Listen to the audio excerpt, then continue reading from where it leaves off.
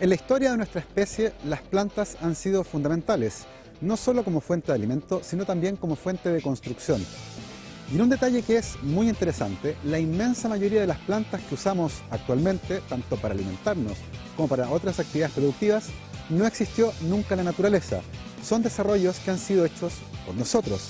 Esa es la historia, por ejemplo, de la paltajás, un palto muy particular que recién apareció en 1930 gracias a un accidente.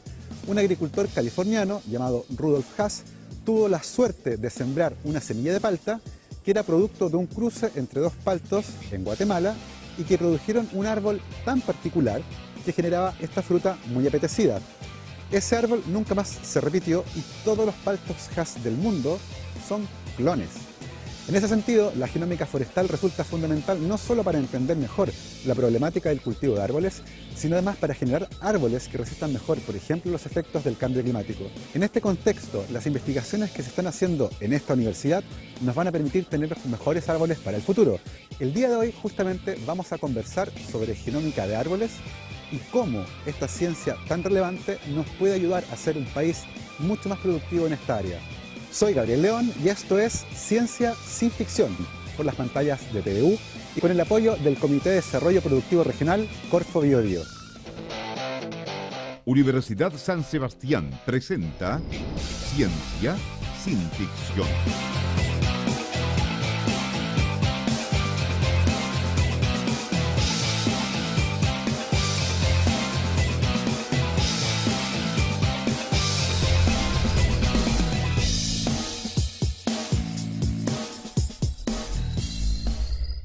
Bienvenidos los que sueñan su destino y lo hacen en grande.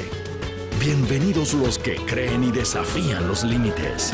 Los que no se rinden. Los que se levantan. En la Universidad San Sebastián le decimos bienvenidos a todos quienes trabajan para que el futuro sean solo puertas que se abren y que creen que los logros solo pueden ser fruto de hacer siempre las cosas bien. Bienvenidos a una gran universidad. La genómica forestal justamente busca entender esta relación que existe entre los genes y la apariencia de un árbol. La siguiente investigación de la Universidad de Concepción busca justamente entender cómo los genes que están presentes en un árbol definen algunas características que son productivamente relevantes, como la velocidad de crecimiento o la calidad de la madera, y al mismo tiempo cómo algunos microorganismos que viven asociados a los árboles también influyen en su fisiología. Vamos a ver esta interesante investigación a continuación.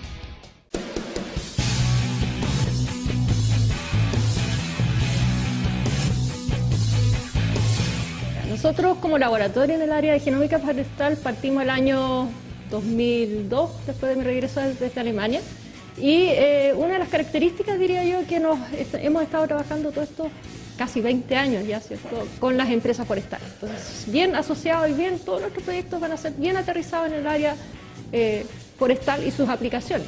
Entonces, ¿cuál fue el planteamiento de la empresa forestal? La empresa forestal dijo: nosotros conocemos bastante bien cómo manejar las plantaciones, etcétera, pero nos interesa tener mejores árboles. Nosotros tenemos árboles que son buenos, pero siempre estamos mirando hacia el futuro y necesitamos árboles muy buenos en 50 años. Entonces, nuestro desafío fue, al igual que los humanos, los árboles tienen ADN y nosotros nos miramos entre nosotros y sabemos que somos distintos, pero nuestro ADN es súper parecido. A pesar de las diferencias, tenemos cerca de un 99% de identidad a nivel de ADN, pero esas pequeñas diferencias hacen que seamos muy distintos o nos veamos diferentes. Y eso mismo ocurre con los eucaliptos y con los pinos. Entonces, los eucaliptos nosotros los vemos, son eucaliptos, ¿cierto? Son todos iguales, los pinos son todos iguales, pero en esencia su ADN es totalmente distinto uno del otro. Y por ello, entonces, nosotros, utilizando herramientas biotecnológicas que las llamamos, que nos permiten ir conociendo y descifrando el ADN de cada uno de esos individuos, podemos identificar qué árboles, por ejemplo, producen mejor calidad de madera. Aquí estamos hablando de calidad de madera. ¿Qué árboles tienen mejor contenido de celulosa para la producción de pulpa de papel?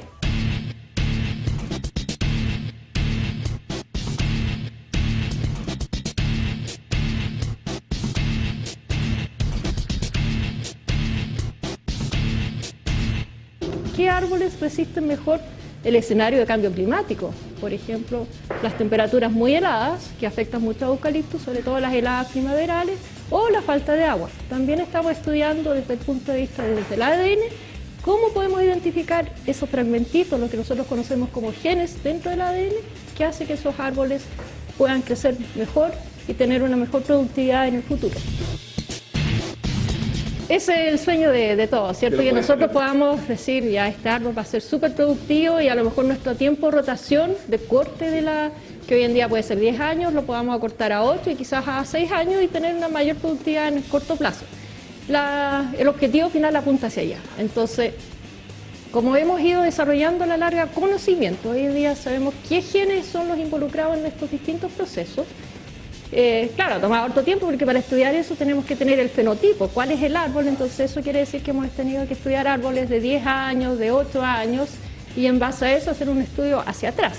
Entonces la apuesta es decir, bueno, yo ahora conozco todos estos genes, supongamos 100 genes o 100 regiones del ADN que son críticas para que este árbol produzca buena calidad de madera. Entonces, ¿qué puedo hacer yo? Tomar plántulas chiquititas de euca, tomo una muestra de ADN, tomo una hoja, aquí como están trabajando las chicas, ¿cierto? Hago una extracción de ADN, miro ese ADN, hago un análisis y digo, este árbol tiene todos los 100 genes que son interesantes, por lo tanto voy a poder tener este árbol plantado aquí y va a tener una buena productividad.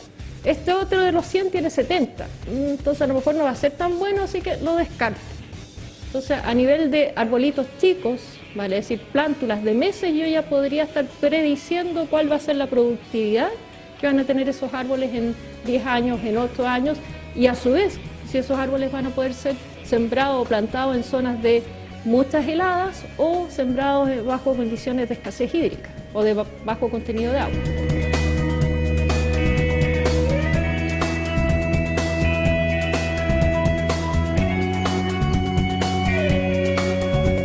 Hemos tenido la suerte de trabajar con empresas forestales que tienen plantaciones a lo largo de todo Chile. Nuestros estudios han estado principalmente centrados en lo que es región del Biobío y Araucanía, parcialmente y algo a veces de la zona del Maule. Por lo tanto, tenemos muy buenos modelos o predicciones que podemos utilizar en esta zona. Obviamente que si cambiamos de zona a lo mejor va a ser un poquito distinto. Es lo mismo que yo dijera si tú hubieses nacido en Suecia, ¿serías igual que ahora?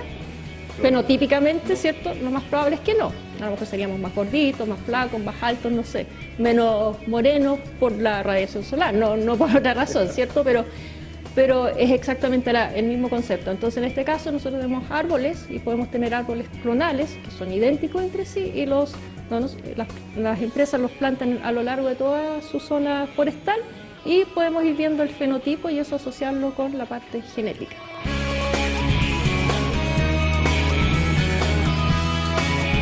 Sería muy bueno, hay muchos grupos en el mundo estudiando. Nosotros dentro de Chile somos el único grupo que nos dedicamos a esto, junto con las empresas forestales, ¿cierto? En Chile, sí. En Brasil hay otro grupo que también estudia bastante fuerte todo lo que es eucaliptus. En Argentina también, pero un poco menos, porque las plantaciones principalmente hoy en día están en manos también de empresas chilenas, pero hay un par de grupos que se dedican a plantaciones en sí. Y también después tenemos en Sudáfrica, en Australia, Nueva Zelanda, Canadá, donde también las plantaciones son importantes. Estados Unidos igual.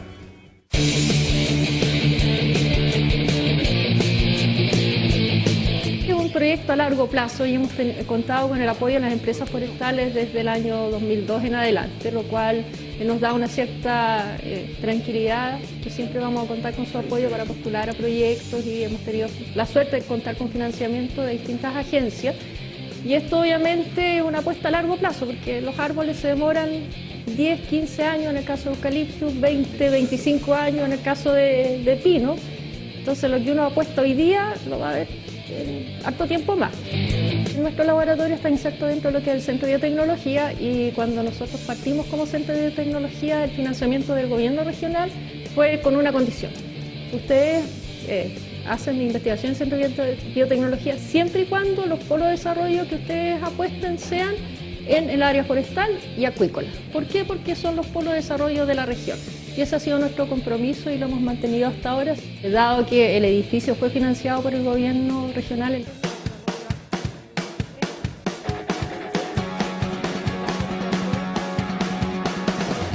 Mantener los datos tan secretos en ámbitos tan complejos como son el entender cómo un árbol crece, porque un árbol a la larga tiene mucho más tecnología que un iPhone. O sea, que uno dice que el iPhone es súper sofisticado, falso. Estos árboles son mucho más tecnológicos, tienen mucho conocimiento. Entonces, si nosotros estamos generando conocimiento con fondos que provienen parte del Estado y parte de privados, que normalmente la proporción es 70-30 o 80-20, depende del fondo, o a veces 100% estatal, la verdad es que no tiene mucho sentido guardarse los datos y decir, no, esto es mío nomás, sino que más bien generar una colaboración.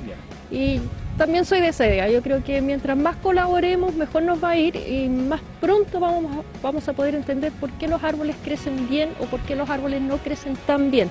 Porque a la larga vamos a estar todos beneficiados y si todos tenemos como pedacito del puzzle, va a ser imposible armar ese puzzle, y un puzzle de millones de piezas. Entonces, mientras más información tengamos, va a ser mucho más fácil armar el puzzle, y eso ojalá que se haga de forma más bien colaborativa y comunitaria.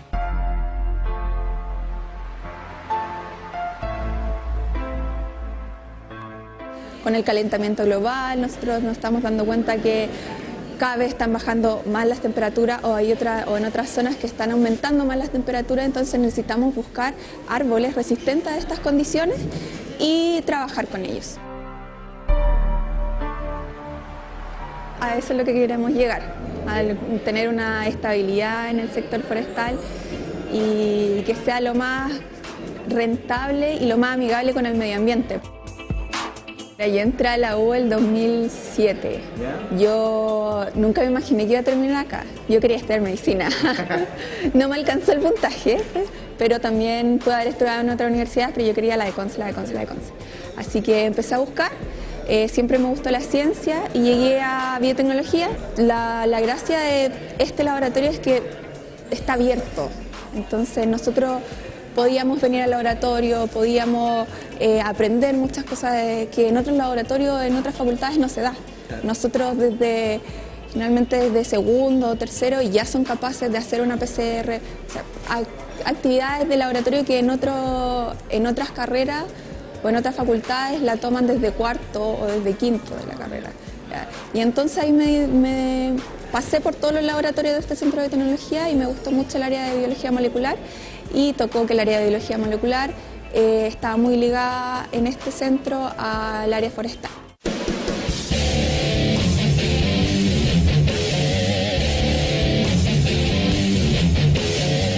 Lo primero que hicimos con el proyecto fue encontrar genes que tuvieran relación del eucaliptus al estrés por frío y al estrés hídrico, porque con el cambio climático están habiendo menos lluvia y aparte hay más heladas, entonces esto afecta al eucaliptus. Por lo tanto, el primer screening, por así decirlo, fue encontrar estos genes, ver cómo se expresaban, y luego, ahora en el proceso que estamos y lo que estoy haciendo yo en mi tesis es validar estos genes, haciendo transformación en una planta modelo, por así decirlo, y una plantita chiquitita que se llama Arabidopsis. Entonces transformamos a esta planta y luego la sometemos a frío. Si la planta tolera el frío bien, significa que de hecho el gen sirve para el estrés, y después esta información se puede utilizar para hacer mejoramientos y producir eucaliptus que toleren el frío. Esto uno lo puede notar, por ejemplo, el cambio de la coloración de la hoja, problemas en el crecimiento del árbol. Se pueden hacer análisis en la calidad de la madera y ver qué está pasando, porque igual que uno, cuando uno se estresa se nos cae el pelo, por ejemplo, entonces las plantas igual demuestran su estrés de alguna manera.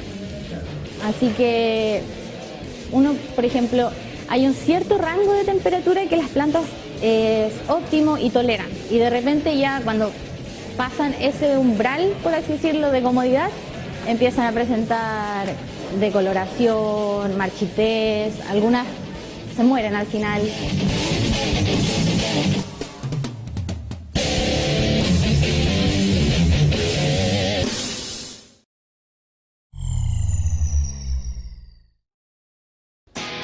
Y así como la genómica forestal nos permite entender de mejor manera la influencia de los genes en el crecimiento de los árboles, existen otras estrategias que también contribuyen a mejorar la calidad de la madera.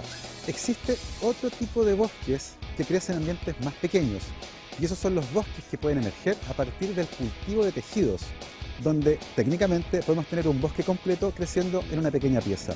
Son tejidos vegetales que se crecen en el laboratorio y que permiten entender en un modelo un poco más reducido algunos comportamientos clave de los árboles, como por ejemplo su metabolismo y cómo responde a algunas condiciones climáticas, particularmente pensando en los desafíos que va a imponer el cambio climático en la producción forestal tanto en la región, pero que también influye en la economía nacional. Vamos a ver a continuación cómo el cultivo de tejidos permite generar mejores árboles y de esta forma mejorar la productividad de esta importante industria tanto regional como nacional.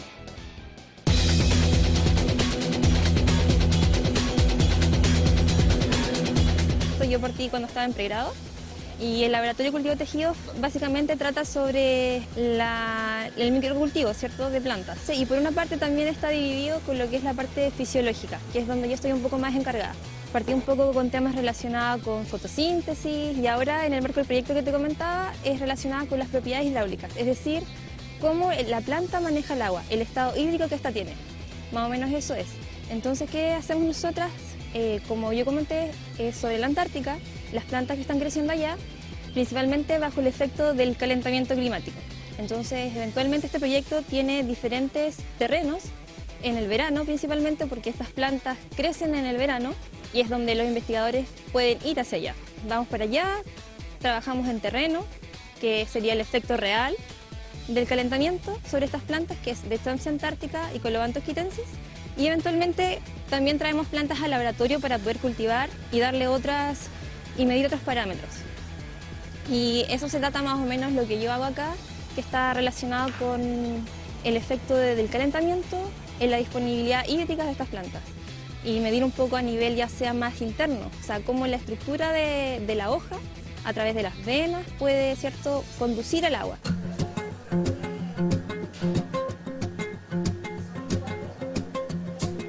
Las mediciones son relativas, dependiendo del ensayo que tú estés montando.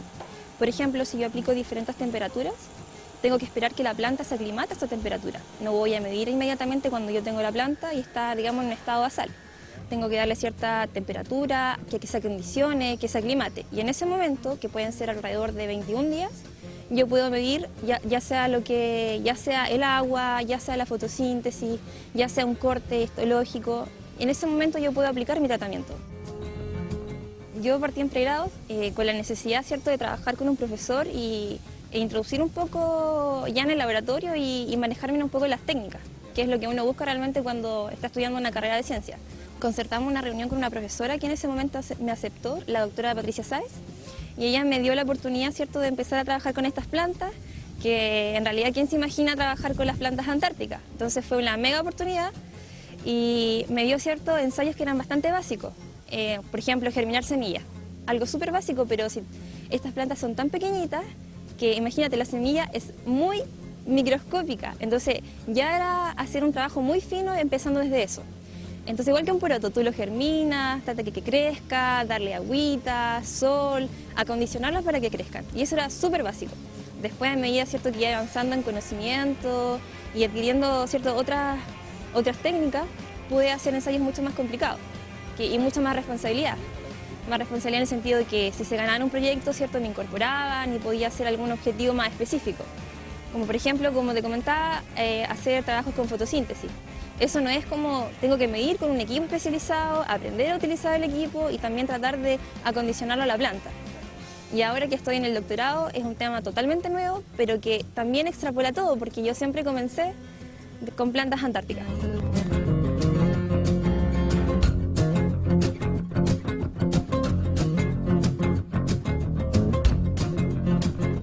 Siempre hay dificultades cuando uno plantea un proyecto. Entonces, muchas veces, por ejemplo, en mi caso, que nosotros tenemos que logísticamente ir a buscar las plantas, significa hacer todo un viaje hacia la Antártica, hacer todo un trabajo con las personas adecuadas, que por ejemplo en este caso sería INAH, para llegar, traerlas, implementar todo lo que uno está pensando que quiere incorporar a su proyecto. Pero de repente tú no tienes, por ejemplo, los insumos. Entonces ahí, chuta, ¿qué voy a hacer?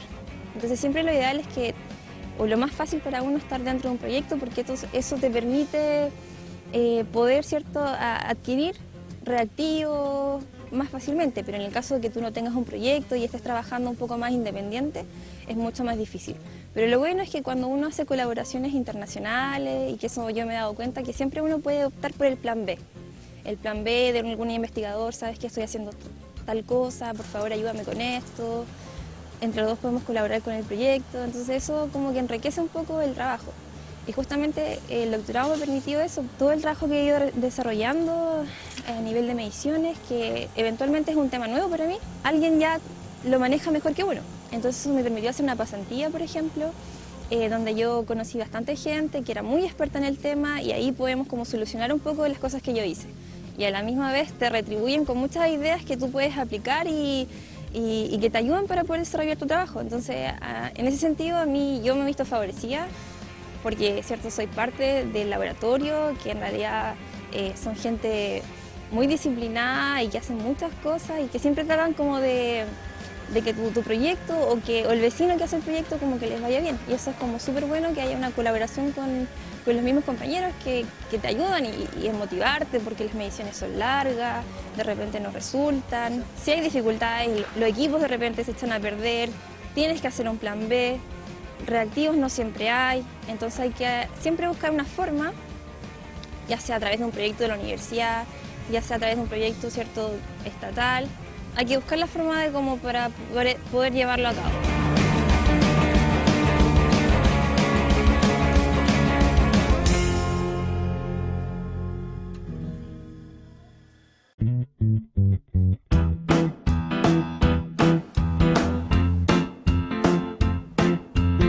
Apliqué a la convocatoria del programa de doctorado, me interesó principalmente este programa de ciencias forestales porque está muy vinculado a la biotecnología vegetal, que es un tema que he trabajado durante varios años en Cuba.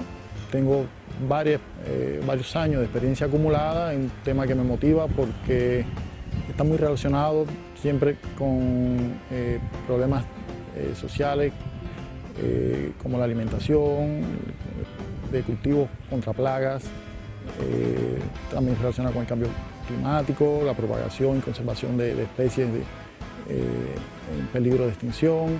Entonces, en ese ramo de la biotecnología vegetal me motivó desde que comencé a trabajar. Primeramente trabajaba en vacunas, inmunología, productos de obtención de vacunas para humanos y el área veterinaria. Y cuando cambié de ramo en el centro en que trabajaba, me enamoré de este campo de la biotecnología vegetal. He realizado casi todos los últimos 10 años vinculado a la parte de biología molecular, el estudio de interacciones plantas con patógenos, plantas con microorganismos beneficiosos, obtención de bioproductos para sustituir plaguicidas y sustancias químicas que se usan a veces indiscriminadamente en los cultivos, en las áreas verdes. Y como vi la descripción del programa que ofrecía la Facultad de Ciencias Forestales en Concepción, me motivó, sobre todo porque iba a abrir un nuevo campo, en este caso vinculado a la parte forestal, algo que nunca había trabajado, no había trabajado en ese tipo de cultivo. Y me motiva el explorar cosas nuevas, expandir los horizontes en el trabajo.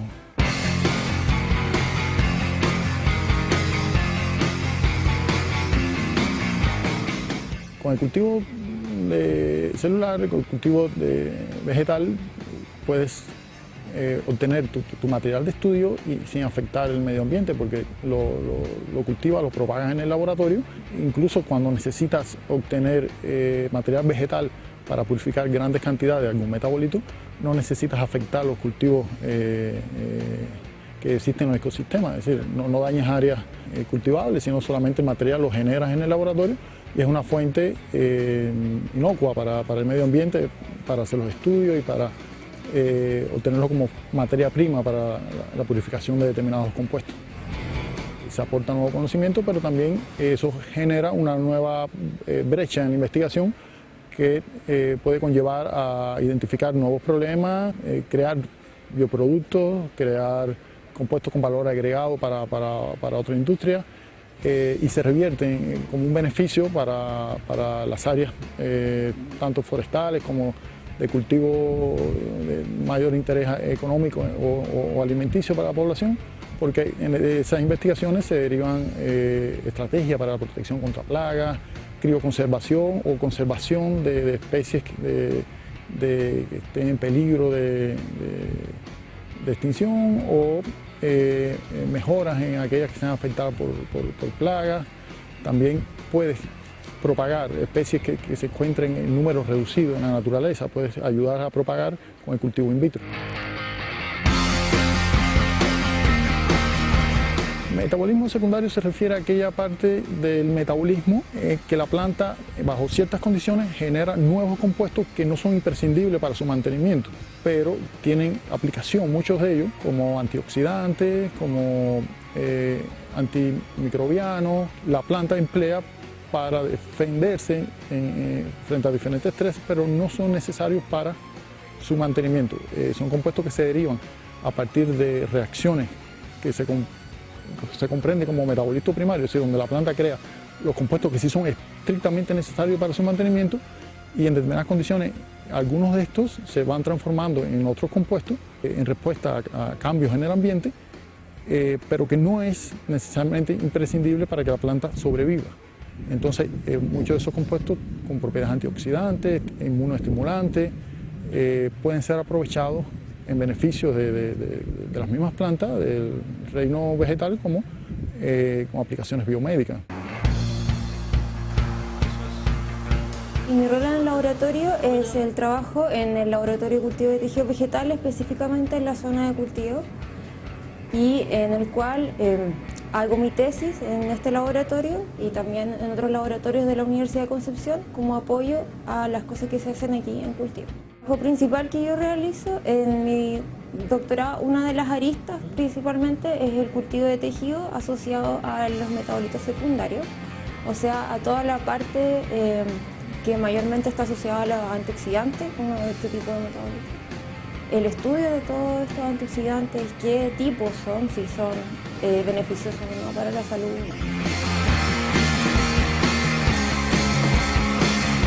El cultivo de tejido es una técnica en el fondo de traer una planta del exterior y llevarla a nivel de laboratorio. O sea, es una planta libre de patógenos, de virus, y para ello pasa por un proceso de desinfección.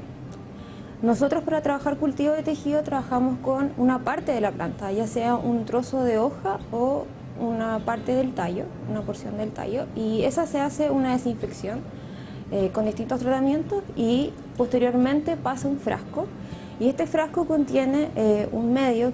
Este medio, ¿qué es lo que tiene? Todo lo que proporciona la tierra, todos los nutrientes que necesita la planta, el agua que requiere y todo.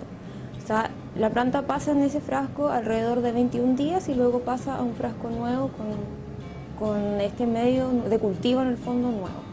Se puede hacer en cualquier tipo de planta, principalmente las plantas más difíciles son del tipo leñosa, por el tema de que estructuralmente son mucho más tejidos más gruesos. Entonces, para que hacer la asepsia y pasar al nivel laboratorio, eso es una etapa súper complicada en el caso de las plantas leñosas. En el caso de las plantas herbáceas es mucho más fácil. Yo llegué acá, a este laboratorio específicamente, hace mucho tiempo, muchos años atrás. De hecho, cuando estaba en el colegio, participé en un proyecto Explora, que es de la Universidad de Concepción. Y gracias a través del colegio, que yo vengo del Colegio Concepción San Pedro, se llegó a este laboratorio, a través de una profesora de ese colegio.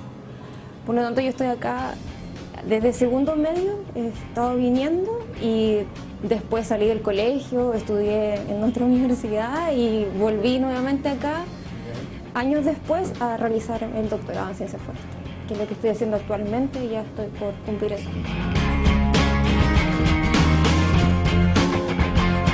Este laboratorio nace como respuesta a un problema que ocurre en los organismos vivos, que es el envejecimiento. Nosotros realizamos doctorados en estudio en el envejecimiento vegetal y quisimos tener un laboratorio donde pudiéramos estudiar ese fenómeno basado en el estudio de la propagación de especies vegetales nativas, chilenas. Sin embargo, aparte de eso, incorporamos a especies exóticas, pero principalmente aquellas productivas. Especies como nogal, castaño, cerezo. Obviamente las especies forestales, yo soy ingeniero forestal, entonces pino y eucalipto debían participar, pero abordamos también el estudio de la propagación mediante biotecnología vegetal en especies nativas. Bueno, el cultivo de tejidos vegetales permite probar tratamiento, permite trabajar con material vegetal al cual podemos cambiarle el comportamiento y respuesta a factores ambientales como el cambio climático. Por ejemplo, ahora todo el tema de temperaturas, contenidos de humedad, disponibilidad hídrica. Nosotros podríamos estudiar casos a nivel micro para poder extrapolarlo y seleccionar genotipos que sean resistentes a las nuevas condiciones ambientales que se aproximan.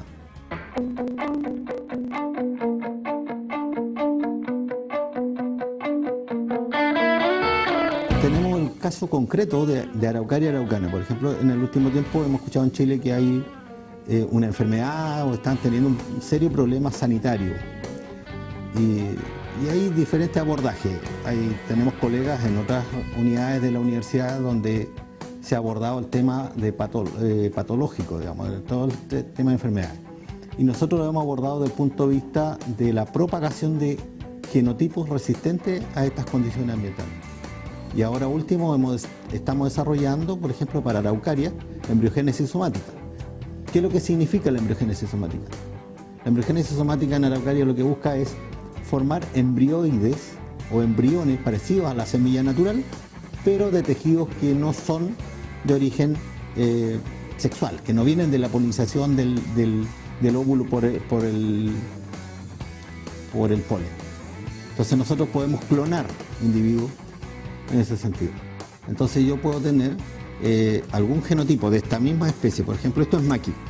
Yo puedo tener dentro de estos 3 tubos 3 tipos de genotipos, 3 tipos de conformación de genes, para hacerlo simple, que responden, por ejemplo, a temperatura media de 22 grados. Este podría ser a 25 y alguna más o una menos. ¿Entienden? Entonces yo con esto puedo producir muchas plantas que responden a ese y crecen bien en esas condiciones ambientales y masificarlo.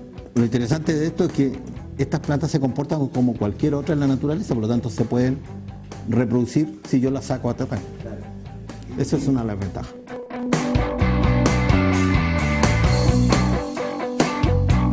La biotecnología vegetal se aplica a las especies tanto herbáceas como arbustivas y arbóreas. Las especies arbóreas, que son las cuales nosotros trabajamos en estos momentos, son reconocidas como especies recalcitrantes, es decir, son las difíciles del sistema.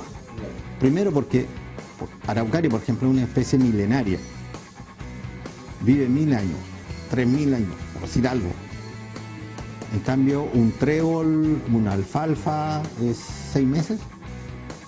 Entonces las respuestas a los tratamientos que nosotros le aplicamos son mucho más cortas en las herbáceas o las especies agrícolas, por ejemplo. Trigo, arroz, que uno ve que se aplica biotecnología. Pero en las arbóreas tenemos que esperar 5, 20 años para ver la respuesta. Por ejemplo, un árbol que yo tengo de semilla demora entre 8 a 10 años en producir flores para poder ver si la descendencia tiene algún carácter que yo ando buscando, algún rasgo. Entonces, es mucho tiempo.